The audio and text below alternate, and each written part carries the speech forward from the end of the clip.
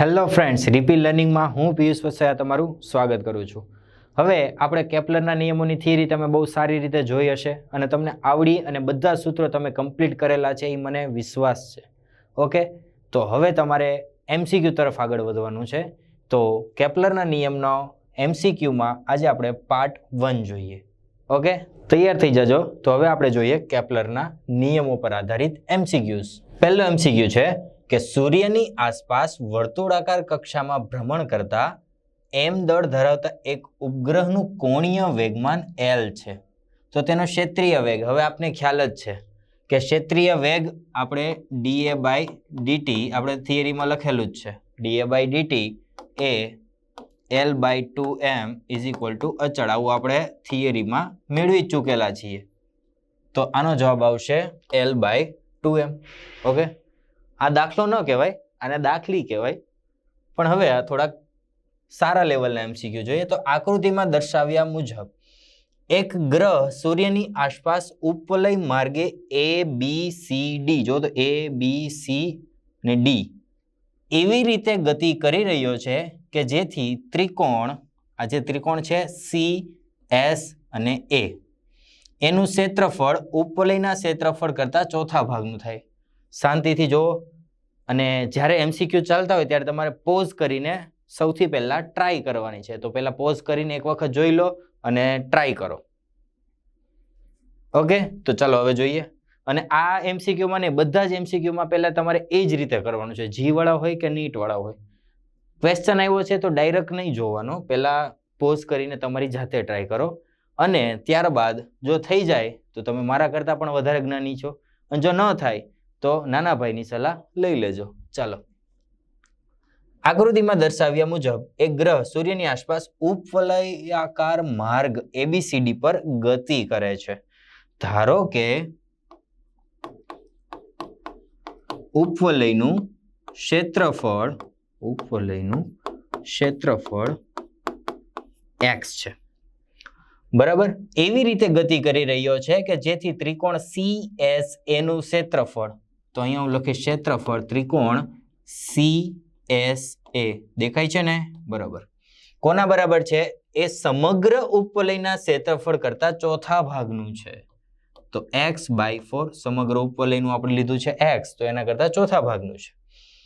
જો A, B અને C આ માર્ગે ગતિ કરવા માટે જરૂરી સમય t1 હોય અને CDA એટલે કે આ માર્ગે ગતિ કરવા માટે લાગતો સમય t2 હોય તો બે વચ્ચેનો સંબંધ મેળવવાનો છે. ઓકે, તો તૈયાર થઈ જાઓ. હવે આપને ખ્યાલ છે કે જ્યારે કેપ્લરના નિયમ શું કહે છે કે ક્ષેત્રફળ છેદમાં સમય એટલે કે ક્ષેત્રીય વેગ કેવો હોય છે? અચળ હોય છે. તો આ દરમિયાન બી અચળ હશે અને આ એટલે બેનો સરવાળો સરખો થશે. અહીંયા dA/dt અને અહીંયા dA/dt સેમ હશે, કારણ કે આપણે જોયેલું જ છે.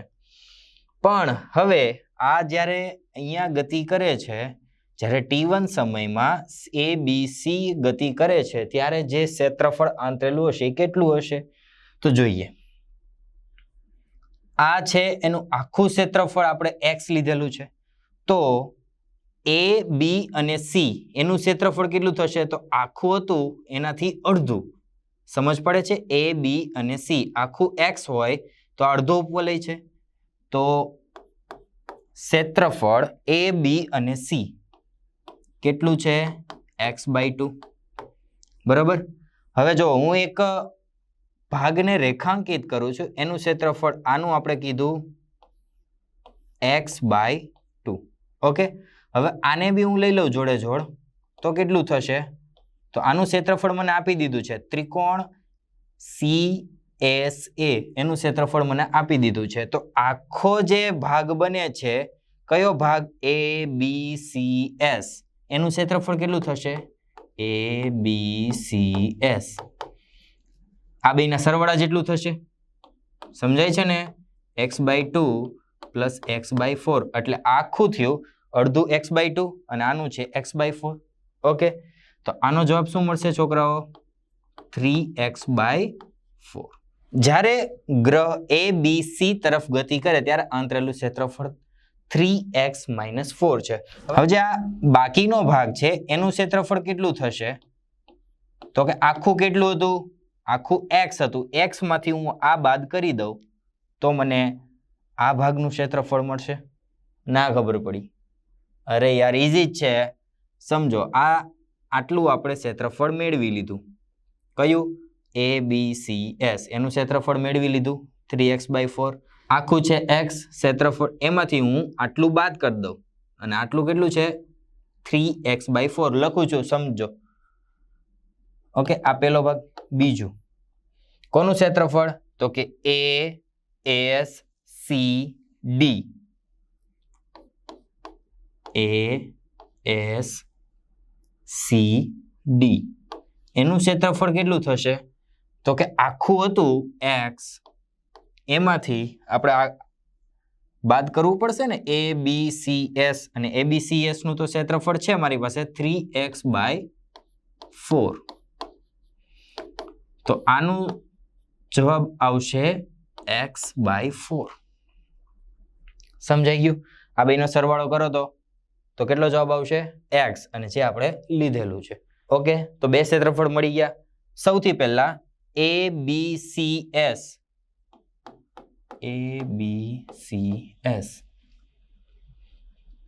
ત્યારે જે આ માર્ગે ગતિ કરે છે ત્યારે લાગતો સમય t1 છે, બરાબર. ત્યારબાદ CDAS ત્યારે જે સમય લાગે છે t2 છે. બે વેલ્યુ છે જ મારી પાસે, મૂકી નાખું. 3x/4 t1 અને CDAS એટલે x/4 t2. ઓકે, 4 કટ થશે, x કટ થશે. તો મારી પાસે શું બચશે? તો કે t1 = અને આ સામે જશે 3t2. તો આવો જવાબ મને કંઈક મળશે, જે છે કંઈ. ઓકે, તો આપણો જવાબ છે સી. સમજાઈ ગયું કઈ રીતનું હતું? સૌથી પહેલા આખા ઉપરલીનું x લઈ લીધું, ત્યારબાદ આપણે આટલા ભાગનું જ લીધું જે મેં સર્પાકારે બતાવ્યું છે. આટલું થશે x/2, અને આની શરત આપને રકમમાં આપી દીધી છે. તો એ બેનો સરવાળો કરીએ તો 3x/4 મળે છે. એ જે મળ્યું એને આખા ઉપરલીના ક્ષેત્રફળમાંથી બાદ કરી દીધું તો મને આ ક્ષેત્રફળ મળી ગયું. ત્યારબાદ આપણે ક્ષેત્રીય વેગ વિશે ખ્યાલ જ છે. ક્ષેત્રીય વેગ કેવો હોય છે? અચળ હોય છે, બરાબર. તો આ રીતે આપણે t1 = 3t2 મળે. સમજાઈ ગયું? ઓકે, આગળ વધીએ. પૃથ્વીના ઉપગ્રહનો સમય દર 5 કલાકનો છે. જો પૃથ્વી અને ઉપગ્રહ વચ્ચેના અંતરને 4 ગણું વધારવામાં આવે તો ધારો કે પૃથ્વી અને ઉપગ્રહ વચ્ચેનું અંતર પહેલા કેટલું હતું? r1 હતું, બરાબર. વચ્ચેનું અંતર r1 છે. ત્યારે કેટલો સમય દર છે? t1 = 5 કલાક. ઓકે, જો હવે અંતરને 4 ગણું કરવામાં આવે એટલે કે r2 કરીએ તો એ 4r1 થશે, બરાબર. પેલા r1 હતું એનું 4 ગણું કર્યું તો નવું જે અંતર મળે છે એને ધારો કે હું r2 કહી દઉં તો r2 = 4r1 મળશે. ત્યારે નવો સમય દર એટલે કે t2 શું હશે? સમજાના? એકદમ ઈઝી છે. ઓકે, તો કેપ્લરના ત્રીજા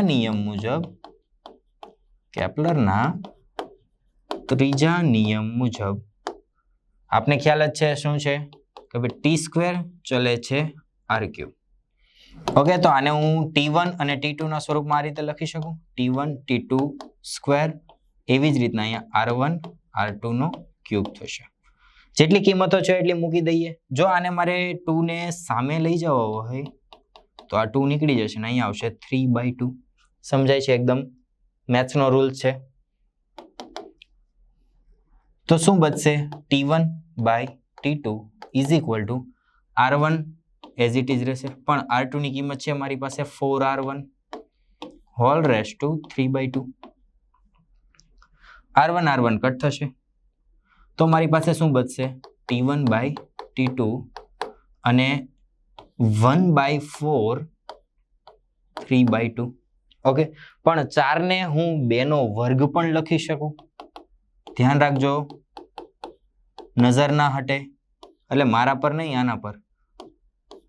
આને હું લખી શકું 2 નો વર્ગ, અને આ છે 3/2 વર્ગ, અને વર્ગમૂળ કટ થશે તો આવશે 1/8 T1/T2. મારી પાસે T1 ની કિંમત છે 5 કલાક, T2 મારે ફાઇન્ડ કરવાનો છે, ગુણ્યા 1/8. T2 સામે જશે, 8 આમ આવશે, 8 પંચાને 40. આ 5 કલાકમાં છે તો T2 એટલે 40 પણ કલાકમાં જ આવશે. તો મારી પાસે જવાબ છે 40 કલાક. છે ભાઈ એવું કઈ? Yes, C. ઓકે, એકદમ ઇઝી જ છે. જોઈ લો એક વખત કે ભાઈ આપણી પાસે R1 અંતરે હતું ત્યારે 5 કલાક હતું, પછી આપણે 4 ગણું અંતર કર્યું તો કેટલો સમય દર છે? આપણી પાસે ખબર જ છે કે કેપ્લરનો ત્રીજો નિયમ છે, એ મુજબ આ રીતે આગળ વધશે. કેપ્લરનો ત્રીજો નિયમ છે.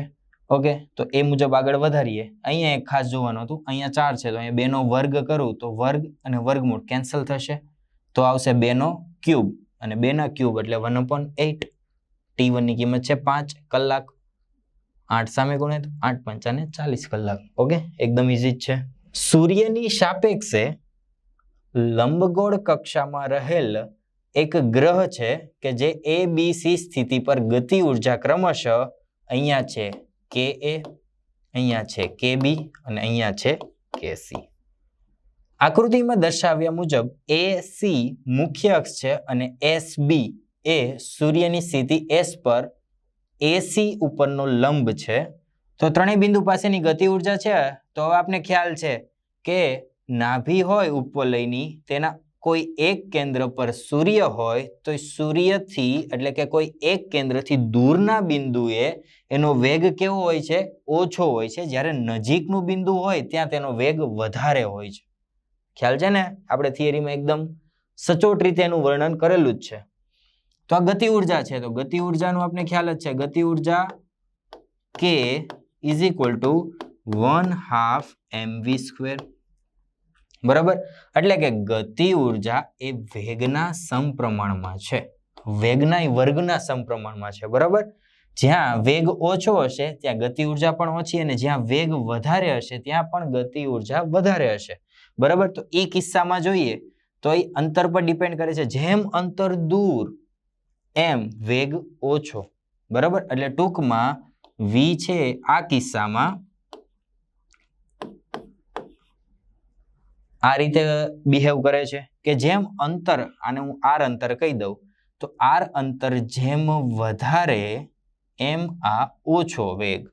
સમજ પડે છે? તો અહીંયા વેગ હશે એકદમ ઓછો. સમજાય છે ને? ઓકે, આ છે બી બિંદુ કે ત્યાં વેગ ઓછો હશે અને અહીંયા હશે વેગ વધુ. બરાબર, વેગ અને ગતિ ઉર્જા બે સમપ્રમાણમાં છે, એ જોયું. તો સૌથી વધારે ગતિ ઉર્જા ક્યાં હશે? તો કે એ બિંદુ પાસે.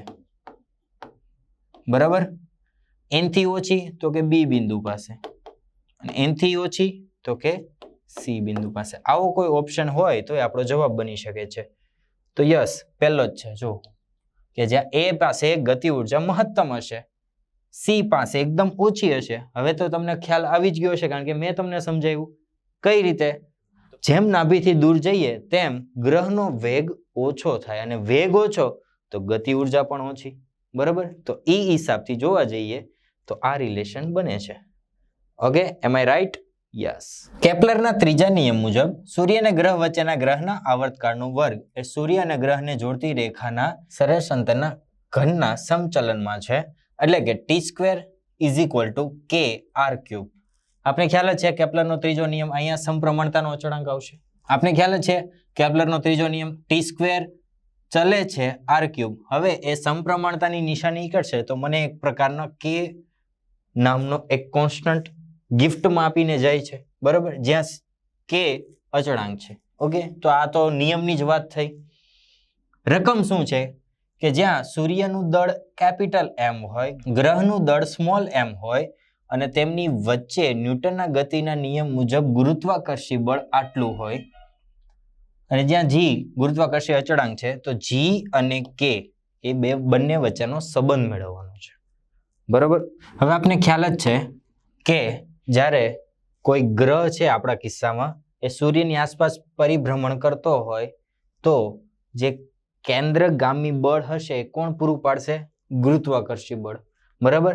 તો મારી પાસે કેન્દ્રગામી બળ હોય એ કોણ પૂરું પાડે છે આપણા કિસ્સામાં? તો કે ગુરુત્વાકર્ષી બળ. બરાબર. કેન્દ્રગામી બળનું સૂત્ર શું છે મારી પાસે? તો કે mv² બાય r. અંતર કેટલું છે? Small r. તો આપણા કિસ્સામાં આવશે સ્મોલ r. ગુરુત્વાકર્ષી બળ આપણે આપી દીધું છે g capital M small m by r². બરાબર. હવે મારે t² જોઈએ છે. કેમ? કારણ કે t² ની કિંમત આની મદદથી મળશે એ હું અહીંયા મૂકી દઉં તો મને કંઈક બે વચ્ચેનો સંબંધ મળશે. ઓકે, તો જોઈએ. હવે v નું સૂત્ર મારી પાસે એક છે, v બરાબર r ઓમેગા છે આવું કંઈક, અને ઓમેગા એટલે r 2 pi by capital T. ખ્યાલ છે? આ ધોરણ નંબર 11 ચાક ગતિ એમનું આ સૂત્ર છે જે મેં અત્યારે થોડોક ટાઈમ માટે તમારી પાસેથી ઉધાર લીધું છે. સમજાય છે? v = r ઓમેગા, ઓમેગાની બદલે હું 2 પાઈ બાય કેપિટલ T મૂકું. પણ v² છે તો આનો મારે સ્ક્વેર કરવો પડશે. આનો સ્ક્વેર કરું તો v² = r² 4 pi by capital T². આવી ગયું. તો હવે હું અહીંયા મૂકી દઉં. ચાલો ધીમે ધીમે મૂકી દઈએ. m v² ની બદલે r² 4 pi by T² into r = g capital M small m by r². चलो कितना कटता है वो काट डालेंगे. तो एक स्मॉल m काट डालेगा, एक r અહીંયા કટ થાય છે. બાકી કાંઈ કટ થતું એવું મને નથી દેખાતું, તમને પણ ન દેખાવું જોઈએ. ઓકે, તો t² ને હું કરતા બનાવું તો t² સામેની સાઈડ જશે અને આ સામેની સાઈડ જાય. ચોકડી ગુણાકાર કરીએ ને, ટૂંકમાં કહીએ તો t² બરાબર શું થશે? તો કે r³ થશે, એની જોડે 4 પાઈ² છે અને gm આટલું મારી પાસે બચશે. હવે મારી પાસે એક સમીકરણ છે જ, તો અહીંયા t² ની બદલે હું લખી દઉં છું r³ 4 પાઈ² gm = kr³. r³ cut થશે તો ફાઇનલી મારી પાસે સમીકરણ આવે છે gm कैपिटल K = 4 पाई². ये है अपना फाइनल जवाब. है कुछ ऐसा? Yes, that's one. तो ખ્યાલ આવી ગયો? એકદમ સૂત્રની રમતથી આપણે આ દાખલાને સોલ્વ કરી શકીએ. મને એવું કેમ અંદરથી વિશ્વાસ છે કે તમે પોઝ કરીને મારી પહેલા ગણતરી કરી છે? હૈસા ને? મને ખબર જ હતી તમે નથી કરેલું. હવેથી હજી હું કહું છું, MCQ જ્યારે ચાલતા હોય ત્યારે ડાયરેક્ટ તમારે સોલ્યુશન નહીં જોવાનું, પોઝ કરવાનો છે અને જાતે ટ્રાય કરવાની છે. જો પછી જો આવડી જાય તો સ્કીપ કરી દેજો, કા કન્ફર્મ કરજો કે ભાઈ મેં કર્યું સાચું છે કે પાટિયા બેસાડેલા છે. બરાબર? અને સાચી રીતે આ રીતે જોઈ લેજો. એક આ બીજી રીતે પણ કરી શકીએ. અહીંયા આપણે કક્ષીય વેગનું આપણી પાસે સૂત્ર છે તો એ પણ મૂકી દો તો પણ જવાબ આવી જશે. પણ આ રીત સરળ છે અને સારી છે. આગળ વધીએ. આકૃતિમાં દર્શાવ્યા મુજબ તો જોઈ લઈએ આકૃતિ. એમાં m દ્રવ્યમાનનો એક ગ્રહ છે, સૂર્યની આસપાસ લંબવૃત્તિ એટલે કે ઉપવલયાકાર કક્ષામાં ભ્રમણ કરે છે. ઘટક કરેલો ભાગ છે SCD, એનું ક્ષેત્રફળ SAB કરતા બમણું છે. લખી નાખીએ કે SCD નું ક્ષેત્રફળ SAB ના ક્ષેત્રફળ કરતા બમણું છે. C થી D જતા એટલે કે C અને D જતા આમની તરફ જતા T1 સમય લાગે છે અને A થી B જતા એટલે કે આમ જતા T2 સમય લાગે છે. તો T1 અને T2 વચ્ચેનો સંબંધ મેળવવાનો છે. બરાબર. હવે તમને ખ્યાલ છે ક્ષેત્રીય વેગ, ક્ષેત્રફળ લઈ લઉં અને નીચે સમય લઈ લઉં અને બેનો રેશિયો એટલે કે ક્ષેત્રીય વેગ બંને જગ્યાએ સમાન હશે. બરાબર. અને એક આવી કઈક કન્ડિશન આપેલી છે. બરાબર. તો જોઈએ આ બંને જગ્યા પર આપણે ક્ષેત્રીય વેગ પરથી શું છે તો કે SCD એનું ક્ષેત્રફળ લઈએ ત્યારે જે ક્ષેત્રફળ આંતરતા લાગતો સમય છે એ છે T1 is equal to SAB અથવા SBA જે કોઈ ચાલે. તો SAB આ ક્ષેત્રફળ આંતરતા લાગતો સમય છે T2.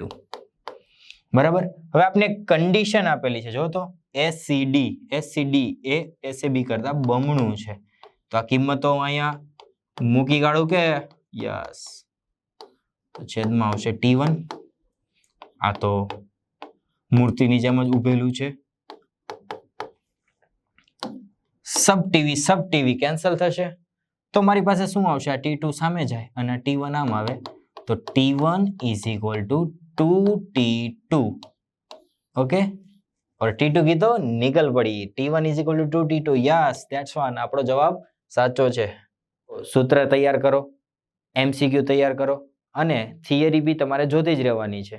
ઓકે. અને જેમ બને એમ ઓછા સમયમાં તમારે MCQ સોલ્વ થઈ જાય એવી જ ટ્રાય કરવાની છે. કારણ કે ટાઈમ મેનેજમેન્ટમાં જે દાખલો સોલ્વ કરી શકે એ જ એનું જી કે નીટનું પેપર પૂરું કરી શકે. તો તમારે જેમ બને એમ તમારે સ્પીડ લાવવાની ટ્રાય કરવાની છે. ઓકે. તો ટાઈમ મેનેજમેન્ટ સાચવતા રહો, MCQ સોલ્વ કરતા રહો. All the very best.